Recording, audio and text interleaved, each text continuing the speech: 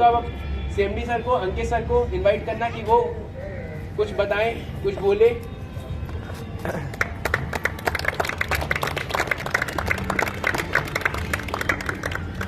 Good morning. Good morning. जय मारन। जय मारन और जय हिंद। जय हिंद। चलिए, आज का दिन बहुत खास है और क्यों खास है वो सबको पता ही होगा। और देश, मेरे ख्याल से शायद ही कोई देशवासी ऐसा हो जिसको अपने भारत देश का होने में गर्व ना होता, राइट। हम सबके लिए बहुत गर्व की बात है और मैं बहुत वास्तव में प्राउड फील करता हूँ कि हम भारतवासी हैं और हम भारत देश में हैं। जैसा भी पीछे साहिल ने बोला और भी लोगों ने बताया था, वास्तव में भारत में बड़ी विशेषताएं हैं। अनेकताओं में एकता का देश है। हर जात, हर धर्म, हर शैक्षिक योग्यता के लोग, हर कलर के लोग, सफेद भी लोग हैं, गोरे भी लोग हैं, काले भी लोग हैं, सांवले भी लोग हैं, हर तरह के लोग यहाँ पे रहते हैं। हर धर्म, हर जाति, हर एजुकेशन, हर भाषा को बोलने वाले लोग यहाँ पे रहते हैं। फिर भी हम सब एक। इसका लाइव एग्जाम्पल अभी हम लोगों ने 4 दिन पहले देखा। 22 जनवरी को अयोध्या, पूरे भारत का एक छोटा सा शहर है, बहुत छोटा सा। उस अयोध्या की खुशी को पूरे भारत देश ने मनाया, चाहे वो नॉर्थ हो, चाहे वो साउथ हो, चाहे वो ईस्ट हो, चाहे वेस्ट हो, चाहे महाराष्ट्र में बैठा हुआ व्यक्ति हो, चाहे बेंगलोर में बैठा हुआ व्यक्ति हो, चाहे मद्रासी हो कोई, लेकिन हर व्यक्ति के दिल में उस दिन रामलला विराजमान थे। और वो क्या साबित करता है कि हम पूरा भारत एक है, हम सब एक हैं, हम सब की यूनिटी है। यही यूनिटी हमारे देश को यूनिक बनाती है। यही अपनापन, यही एकाग्रता जो हम लोग एक दूसरे के प्रति महसूस करते हैं, अपनापन, यही हमको यूनिक बनाता है। सो मुझे तो इस देश का होने में बहुत प्राउड है। और वास्तव में हम लोगों ने पिछले 70-75 सालों में बहुत ग्रोथ करी है। सन 1947 में हम लोग अंग्रेजों से आजाद हुए थे। 47 से कितने साल हो गए वो बताएगा? 53 और 23 साल इधर, करीब 76 ईयर, 76 साल लगभग हम लोग को हुए। लेकिन जब वास्तव में देश आजाद हुआ था ना, बड़ी मरी थी, क्योंकि अंग्रेज सब लूट के ले गए थे, कुछ बचा नहीं था। और बची कुची कसर वो आपस में लड़ा भिड़ा के करके चले गए थे कि लड़ा दिया हिंदू को मुस्लिम से, मुस्लिम को हिंदू से, सिख ईसाई आपस में सब लड़ा भिड़ा के चले गए थे। तो ईसाई तो उस समय बहुत ज्यादा नहीं थे और आज भी मेरे ख्याल से बहुत लिमिटेड ही कम्युनिटी है। आपस में लड़ा भिड़ा के चले गए, दंगे फसाद करा दिए। तो जो पैसे थे भी सब लग गए उन चीजों में। हिंदुस्तान पाकिस्तान का बंटवारा करवा दिया था, पैसों का भी बंटवारा करवा दिया, संपत्तियों का बंटवारा करा दिया, लोगों को मरवा दिया। ये अंग्रेज करके चले गए थे, राइट। लेकिन आज वो दिन है, इन हम लोगों ने 70-75 सालों में जो ग्रोथ करी, कि आज अंग्रेज भी आते हैं यहाँ पे, एम्प्लॉयमेंट भी ढूंढते हैं, इन्वेस्टमेंट भी करते हैं और बहुत सारी चीजें करते हैं। मैंने पिछली बार कहा था, जापान एक कंट्री ऐसा है जिससे मैं बहुत कुछ देखता हूँ, सीखता हूँ। जापान में आप सबको पता होगा अर्थक्वेक बहुत आता है ना। आज आप किसी रोड पे गुजरो, अगर आप सुबह ऑफिस जा रहे हो, आपको थोड़ी खबर लगी कि यहाँ पे उस रास्ते जहाँ से भी आप गुजर के आए हो अर्थक्वेक आ गया है, अगले दिन सुबह आप ऑफिस जाओगे, रोड वैसी की वैसी मिलेगी आपको। और कहीं भी जाइए आप तो दिन लगते हैं, हफ्ते लगते हैं, लेकिन वहां पे घंटों में रिकवरी होती है, कोई भी चीज हो। जापान एक ऐसा कंट्री जहाँ के हर देशवासी के दिल में उनका देश बसता है। आप किसी जापानीज को कुछ बोल के देखिए, किसी दूसरे जापानीज के लिए, कि भैया उसने मेरे साथ ऐसा कर दिया, उसने मेरी पॉकेट मार ली या कुछ भी, ऐसी चीजें वहाँ होती नहीं है। लेकिन आप फिर भी जाके बोलिए, वो तुरंत आपको मतलब कंपनसेट करेगा उस व्यक्ति के बिहाफ पे, कि अगर किसी ने आपके साथ कुछ गलत कर दिया, दूसरे जापानीज को आप बता रहे हैं, वो तुरंत आपको कंपनसेट करेगा इस चीज के लिए कि भैया आप जो गलत हो गया आप उसको मत गलत बोलो, कुछ उसकी मजबूरी रही होगी, मैं कंपनसेट करता हूँ आपको। नियम के बहुत पाबंद होते हैं, टाइम के बड़े पंक्चुअल होते हैं। डॉक्टर बिंद्रा का मैं एक वीडियो देखा था, उसमें बताते कि वो जापानीज के पास लेट पहुंचे, तो जापानीज ने उनसे बोला कि अगली बार डॉक्टर साहब अगर आप लेट आ रहे हो तो आप ये मत कहना आप लेट हो गए, आप ये कहना आपकी खबर आनी चाहिए कि आप लेट हो गए हो। लेट मतलब स्वर्गीय हो गए हो। तो इतना ज्यादा वो लोग टाइम कॉन्शियस हैं, टाइम पंक्चुअलिटी के हैं। मेरा ये मानना है हमारे भारत देश में बहुत कुछ है। हमारे पास, जैसा भी साहिल ने बताया ना, बहुत अच्छी चीज है कि हमारे पास मैक्सिमम युवा शक्ति है। यहाँ भी हम लोग देख रहे हैं, हम लोग सब यंग एज वाले लोग ज्यादा हैं। तो जब ये युवा शक्ति हमारे देश में, ये सबसे बड़ी पावर है। एक पॉइंट होता है मुझे बड़ा अच्छा लगता है, आपदा में अवसर को तलाशना। आपदा में अवसर को तलाशना, ये चीज हमारे देश में बहुत अच्छी है। 140 करोड़ की आबादी लोगों के लिए बहुत बड़ी लगती है कि यार बहुत ज्यादा हम लोग की संख्या है, हम इतना कैसे हैंडल करेंगे इतनी आबादी को। लेकिन वही हमारी सबसे बड़ी पावर है। एक्चुअल में वो हमारी बहुत बड़ी पावर है कि हम इतनी बड़ी जनसंख्या में हम कुछ भी कर सकते हैं। जब हम मुट्ठी भर होते हैं तो हमको डर लगता है कि हम कैसे जाएं, कहाँ करें, क्या करें। लेकिन जब हमारी संख्या ज्यादा है, इस संख्या को हम बहुत बड़ी पावर बना सकते हैं। और यूथ बहुत बड़ी पावर होती है वास्तव में। यूथ कुछ भी सोच सकता है, कुछ भी कर सकता है, क्योंकि जैसे जैसे हमारी एज बढ़ती चली जाती है, हमारी वर्क करने की कैपेसिटी, हमारी शारीरिक क्षमताएं कम होती चली जाती है, हमारी रिस्क लेने की कैपेसिटी कम होती चली जाती है। लेकिन यूथ जब यंगस्टर्स होते हैं, जब हमारी शादी नहीं हुई, हमारे ऊपर फैमिली का बर्डन नहीं है, बच्चों का बर्डन नहीं है, हमारे पास बहुत कुछ कैपेसिटी होती है, हम बहुत रिस्क भी ले सकते हैं, दौड़ भाग भी कर सकते हैं, ट्रैवल भी कर सकते हैं, जी भर के जान लगा के अपनी मेहनत कर सकते हैं। तो वो टाइम होता है यूथ का, जब यंगस्टर्स होते हैं ना, तो हमारे पास बहुत एनर्जी होती है, हम उस एनर्जी को यूज कर सकते हैं। तो ये जो हमारी संख्या वाली बात आती है ना, कि हम संख्या में बहुत ज्यादा है, इसको हमें अपनी एनर्जी बना के चलना चाहिए, अपनी स्ट्रेंथ मान के चलना चाहिए। अपने देश की खास बात और बताना चाहता हूं, पूरे वर्ल्ड में सबसे अच्छी मेडिकल फैसिलिटी किस कंट्री की है, कोई बताएगा? सबसे अच्छी मेडिकल फैसिलिटी किस कंट्री की मानी जाती है पूरे वर्ल्ड में? इटली की, करेक्ट। बाकी जानकारी है आप लोग को? वर्ल्ड में सबसे अच्छी मेडिकल व्यवस्था इटली की मानी जाती है। और कोविड के टाइम में सबसे ज्यादा मौतें इटली में हुई, सबसे ज्यादा मौतें। सोचिए, जो कंट्री सबसे ज्यादा मेडिकल फैसिलिटीज के मामले में आगे है, उस कंट्री में सबसे ज्यादा कोविड से मौतें हुई। 140-45 करोड़ की आबादी, बहुत बड़ी वो बात होती है कि वास्तव में इतनी आबादी को मैनेज करना, क्योंकि हर तरह के लोग हैं। ये भी सबसे बड़ा चैलेंज है कि आबादी की संख्या तो ज्यादा है ही है, उसमें भी विविधताएं बहुत है। कोई हिंदी बोलता है, कोई मलयाली बोलता है, कोई कन्नड़ बोलता है, कोई गुजराती बोलता है, कोई भारत को। कि आपकी वजह से हमारे पास हमको दवाई मुहैया हो गई। मतलब सोचिए, हमने अपनी सप्लाई तो करी, अपने देश के लिए तो आपूर्ति करी बनाया, और हमने दूसरे देशों की मदद करी। बहुत सारे ऐसे देश थे जो नई प्रोडक्शन कर पा रहे थे या नई दवाई नहीं बना पा रहे थे। प्रोडक्शन तो बात की बात है, पहले बनाएंगे तब होगा। सोचिए, हमने अपना पेट तो भरा ही, हमने अपनी बीमारियों को तो ठीक किया ही, दूसरे देशों को भी हेल्प करी। ये हमारे देश की स्ट्रेंथ थी, ये हमारे देश की स्टैमिना थी कि हमने कर दिखाया। तो ये कैसे हुआ? क्योंकि हमारा देश अभी ग्रोइंग स्टेज में है। हम वसुधैव कुटुंबकम के नियम को फॉलो करते हैं। उस समय हमारे देश के प्रधानमंत्री ने ये सोचा कि वास्तव में ये हमारी जिम्मेदारी सिर्फ हमारी अपनी नहीं है, हमारी जिम्मेदारी पूरे विश्व की है। पूरे विश्व में जहाँ जहाँ जरूरत थी वहाँ वहाँ दवाइयों की खेप भेजी है। ये हमारी यूनिटी का बहुत बड़ा एग्जाम्पल है। क्या बोलते हैं उसको? विविधता में एकता। तो ये बहुत सॉलिड चीज थी, वसुधैव कुटुंबकम। इस चीज को चरितार्थ किया गया था, उस समय हमारे देश ने इस चीज को फॉलो किया, तो बहुत बड़ी बात थी। अगले एक पॉइंट पे मैं आपसे बात करता हूँ कि आज की डेट में भारत में एक बहुत बड़ी समस्या है जिसका लोग सामना करते हैं। बता सकते हैं क्या? यूथ स्पेशली उस चीज का रोना होता है, बेरोजगारी। मैं ये मान के चलता हूँ साहब, देश में कहीं भी बेरोजगारी बेसिकली आप उन 1000 लोगों को खड़ा करिए जो अपने आप को बेरोजगार कहते हैं, और उनसे पूछे भैया आपके पास क्या रोजगार नहीं है? आप जब उनसे बात करेंगे तो समझ में आएगा वो लोग बेनौकरी है। वो बेसिकली बेरोजगार नहीं है, वो बेनौकरी है। वो बेरोजगार क्यों है? क्योंकि वो रोजगार के नाम पे सिर्फ नौकरी तलाश करते हैं। नौकरी वन ऑफ द रोजगार, रोजगार का एक जरिया है नौकरी। वो बेसिकली नौकरी ढूंढ रहे हैं, इसलिए वो बेरोजगार अपने आप को कहते हैं। बेसिकली वो बेरोजगार है ही नहीं, वो बेनौकरी है। आप में से कितने लोग सड़क पे चाट बताशे खाते हैं? कितने लोग खाते हैं? सभी खाते हैं ना, मैं भी खाता हूँ, ये भी पसंद है। कभी आप किसी बताशे वाले से पूछ के देखिएगा कि भैया कितना पैसा महीने का कमाते हैं, एक दिन का कितना कमाते हैं। कल रात की बात है, हम नफ्तामैन थे, साहिल थे, रजत थे और 2-3 लोग थे। तो मैंने बताशे वाले पूछा था, आपके सामने पूछा था कितना बचा लेते? छोटा सा लड़का था, मुश्किल से 15 साल का रहा होगा, बता नहीं रहा था। आप मैंने खुद पूछा बताओ तो कितना कमा लेते? तो बचा लेते हैं। इससे बुरा समय 1000 रुपये, 1000 रुपये डेली का। कुछ दिन पहले मैंने यही सवाल पूछा था लुलु मॉल के बाहर खड़े हुए बताशे वाले से।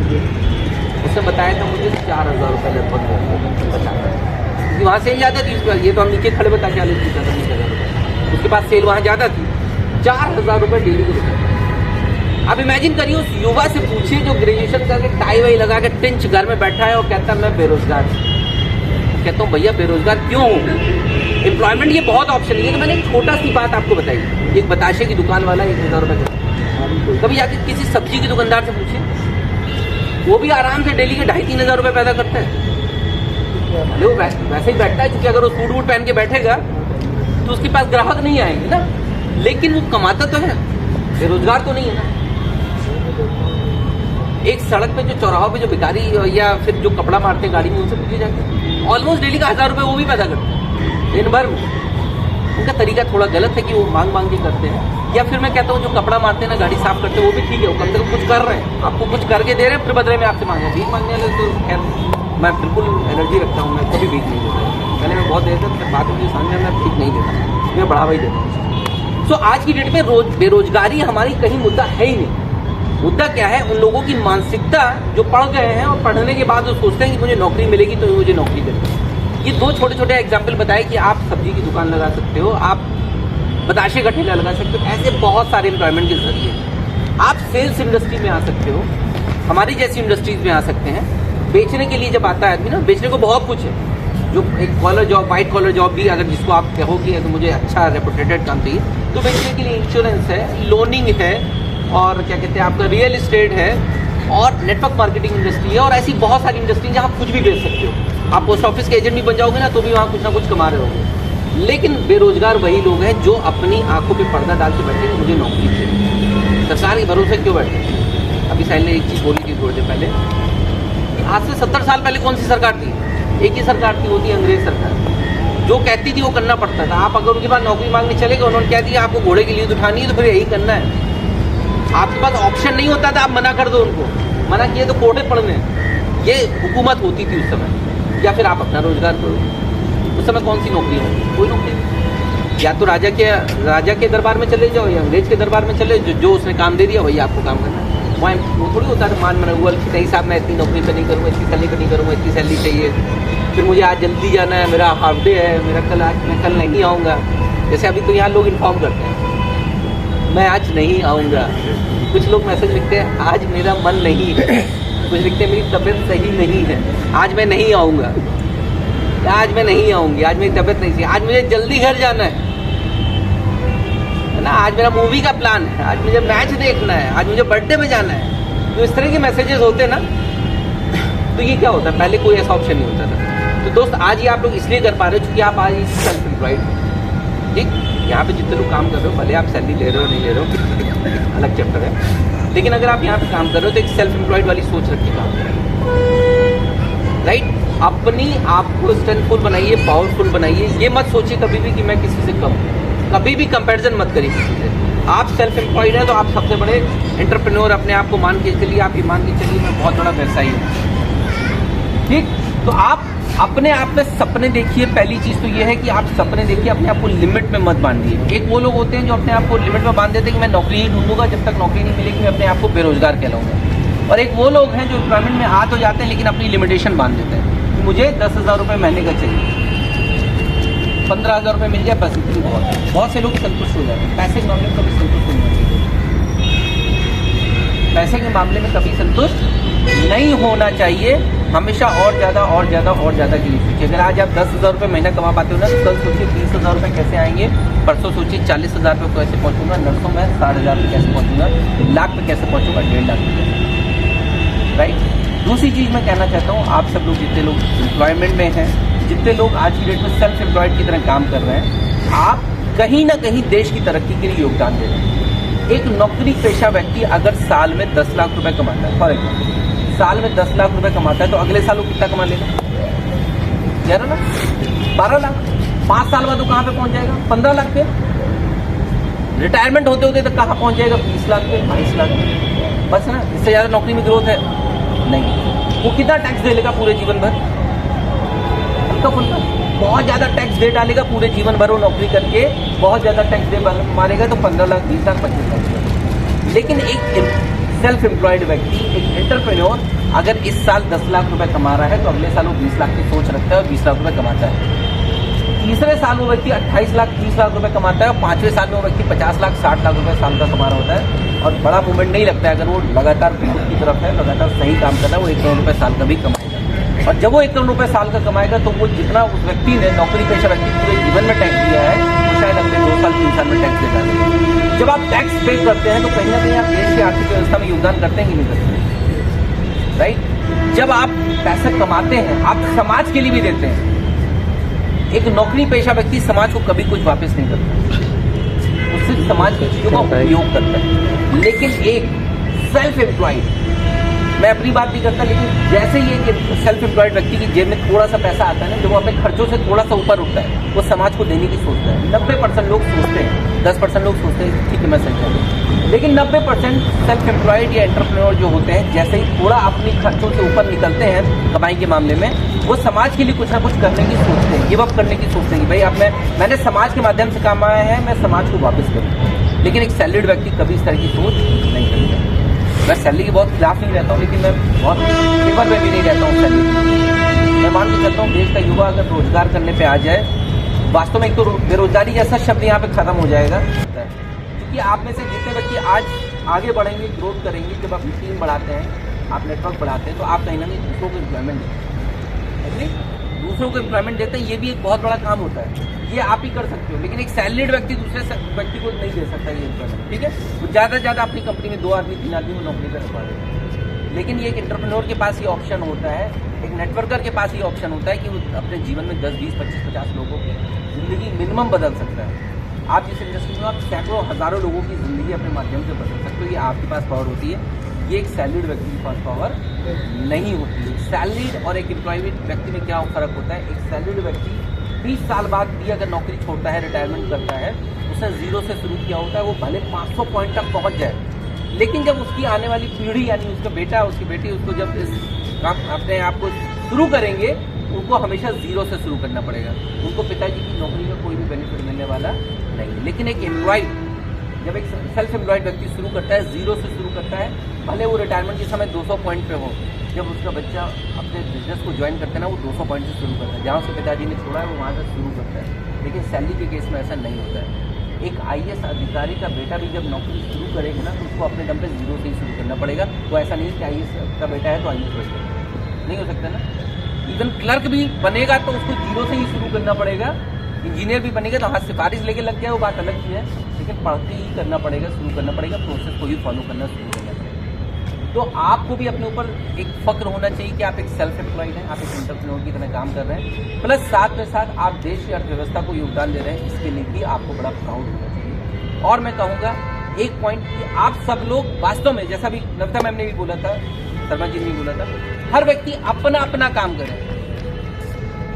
क्या हमारे पास का है कि मैं देश का PM बन जाऊँ, मैं ये कर दूँ, वो कर दूँ? अभी पॉसिबल नहीं है। या मैं सोचूं मैं आर्मी मैन भी बन जाऊँ, मैं ये कर दूँ, मैं साइंटिस्ट भी बन जाऊँ, कर दूँ? नहीं। लेकिन हम जहाँ पे हैं वहाँ से तो शुरू कर सकते हैं, वहाँ का तो काम कर सकते हैं। हम अपने काम को परफेक्टली करें तो हम देश के लिए बहुत कुछ कर सकते हैं। अगर देश में हर कोई व्यक्ति ये सोचे, जैसे वोट पड़ते हैं, इलेक्शन पड़ते हैं, बहुत सारे लोग कहते हैं यार मैं वोट डालने नहीं जाऊँगा, मेरे अकेले की जाने से क्या होता है, कुछ फर्क नहीं पड़ता। लेकिन बड़ा फर्क पड़ जाता है। एक वोट कई बार सही और गलत नेता में आगे पीछे कर देता है। इसी तरीके से हम जिस काम में भी हैं, हम अपना काम परफेक्शन के साथ करें, हम देश के लिए बहुत कुछ कर जाएंगे। और देश करने से पहले एक लाइन होती है, कहते हैं कि जब ऑक्सीजन की कमी हो, हवाई जहाज में एक लाइन बोली जाती है, वो भी थी बजरंगी भाईजान, उसमें भी ये चीज़ बताई गई, मुझे बड़ी अच्छी लाइन लगी थी कि जब ऑक्सीजन की कमी हो, हवाई जहाज में कहते हैं जब ऑक्सीजन की कमी हो तो पहले मास्क अपने ऊपर पहने, फिर दूसरे की हेल्प करें। आप सर्वाइव करोगे तब दूसरे को हेल्प कुछ कर पाओगे। इसी तरीके से पहले आप अपने आप को सही करिए, अपना काम करिए, आप अपने काम में परफेक्ट हो जाइए। मैं स्पेशली कहना चाहता हूँ जितने लोग यहाँ सेल्स इंडस्ट्री में, आप अपना काम सही करिए। आपके बगल वाला कर रहा है नहीं कर रहा, उसको छोड़ दीजिए, आप अपना काम सही करिए, कंपनी भी आगे बढ़ेगी, आप भी आगे बढ़ोगे। हर व्यक्ति सिर्फ अपना काम सही करे। अक्सर हम दूसरे से इंस्पायर्ड हो जाते हैं, मुझे जाना है फील्ड में, वो तो नहीं जा रहा है यार, मैं क्यों जाऊँ? उनका टीम का मेंबर तो बैठा हुआ है, मैं क्यों नहीं? मैं क्यों कैनोपी लगाऊं? मैं क्यों पर्चे बांटने जाऊं? मैं क्यों प्रोस्पेक्टिंग करूं? मैं क्यों अपने प्रोस्पेक्ट पास जाऊं? मैं क्यों टेलीकॉलिंग करूं? वो तो बैठा हुआ है, वो तो फेसबुक चला रहा है, मैं क्यों ना फेसबुक चला रहा है? मत देखिए दूसरे को, अपना चिंता करिए। गायत्री परिवार से कोई जुड़ा है यहाँ पे? गायत्री परिवार से आप जुड़ी में, उनका एक स्लोगन नारा बड़ा अच्छा है, हम सुधरेंगे युग सुधरेगा, हम बदल जाए जमाना अपने आप बदल जाएगा। उनकी लाइन मुझे बड़ी अच्छी लगती है, हम सुधरेंगे युग सुधरेगा, हम बदलेंगे जग बदलेगा। तो हमारे बदलने से जग बदल सकता है। कई बार एक व्यक्ति की पहल से बहुत कुछ हो जाता है, तो आप अपने आप में पहल करिए। सबसे बड़ी बात, देश के युवा की आज सबसे निगेटिव चीज पता क्या है? हमारा युवा शक्ति अपना समय बहुत बर्बाद करता है। अभी मैंने परसों से इसी टॉपिक पे बना दिया था। हमारे पास समय क्या, भगवान ने अनलिमिटेड दिया। हर डेली सुबह हमको फिर 24 घंटे मिल जाते हैं। डेली सुबह उठो फिर 24 घंटे का रिचार्ज मिल जाता है, फ्री ऑफ कॉस्ट। कुछ पे कर रहे हैं भगवान को इसके लिए नहीं, ये फ्री ऑफ कॉस्ट हमको 24 घंटे मिल जाते हैं। लेकिन भगवान ने एक चीज बड़ी अच्छी करी, इसका एंड पॉइंट हमें नहीं पता। हमारा एंड पॉइंट नहीं पता कि इसकी वैलिडिटी कब तक की है। वो 24 घंटे किस दिन सवेरे नहीं सो के उठोगे, आपको भी नहीं पता, मुझे भी नहीं पता, किसी को नहीं पता ना। ये भगवान ने बड़ा अच्छा काम किया। तो जो हमारे पास टाइम है, भले वो असीमित है, लेकिन फिर भी वो सीमित है, क्योंकि हमें हमारा एंड टाइम नहीं पता है। अगर किसी को अपना एंड टाइम पता हो, फॉर एग्जाम्पल आज डेट डिक्लेयर हो जाए, फॉर एग्जाम्पल मेरे लिए कि 31 जनवरी 2024 फाइनल डेट, तो उसके बाद जाना है, तो मेरे पास 5 दिन बचेंगे। मैं क्या करूंगा? 5 दिन का भरपूर उपयोग करूंगा ना, 1 सेकंड भी नहीं बर्बाद करूंगा। उस 5 दिन को बेस्ट यूटिलाइजेशन करूंगा। जो मेरे पेंडिंग काम है निपटा लूंगा, जो लायबिलिटीज हैं, जो जिम्मेदारियां वो करूंगा, जो मेरे अपने प्रिय साथी हैं, बंधु हैं, उनसे मिल लूंगा, जिसको मैं मिलना चाहता हूं मैं मिलूंगा, अपने दिल की इच्छाओं को पूरा करूंगा। क्यों? चूंकि मुझे वैलिडिटी पता है। लेकिन अनलिमिटेड जब टाइम है तो फिर क्या होता है? कोई बात नहीं, रेस्ट कर रहे हैं, पान की दुकान पे, सुट्टे की दुकान पे, दूध खाने में, नीचे पंचायत करने में, इधर उधर देखने में, उसकी सीट पे बैठना, उसकी सीट से मिलना, पॉलिटिक्स की बातें करना, ट्रेवल की बातें करना, यहाँ वहाँ की जो यूजलेस बातें जिनसे हमारी जेब में कुछ भी आने वाला नहीं, कोई प्रोडक्टिविटी नहीं आने वाली, उनमें हम अपना टाइम स्पेंड कर देते हैं। और सबसे बढ़िया इंस्पिरेशन हम लेते हैं दूसरे को देखिए, बगल वाला तो बैठा है तो अपने को क्या करना है, वो तो बैठा है तो हम भी बैठे रहे। ये जो युवा बर्बाद करता है ना समय, ये सबसे निगेटिव पॉइंट है।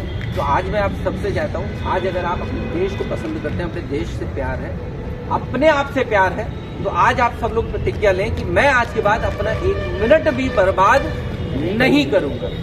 कितने लोग प्रतिज्ञा ले सकते हैं? चलिए फिर हैंड्स ऐसे करते हैं, ऊपर की जगह ऐसे करते हैं। चलिए मैं अपना नाम लिखिएगा, मैं अंकित खरे आज 26 जनवरी 2024 के दिन ये प्रतिज्ञा करता हूँ कि मैं देश सेवा के लिए कृतज्ञ हूँ, और इस देश सेवा में मैं पहला स्टेप अपनी सेवा से शुरू करूंगा। और आज मैं ये प्रण करता हूँ, आज के बाद मैं अपने दिन का 1 मिनट भी व्यर्थ नहीं करूंगा। मैं ये प्रण करता हूँ कि मैं इस प्रण को अंतिम सांस तक निभाऊंगा। जय हिंद, जय महाराज। चलिए ऑल द बेस्ट।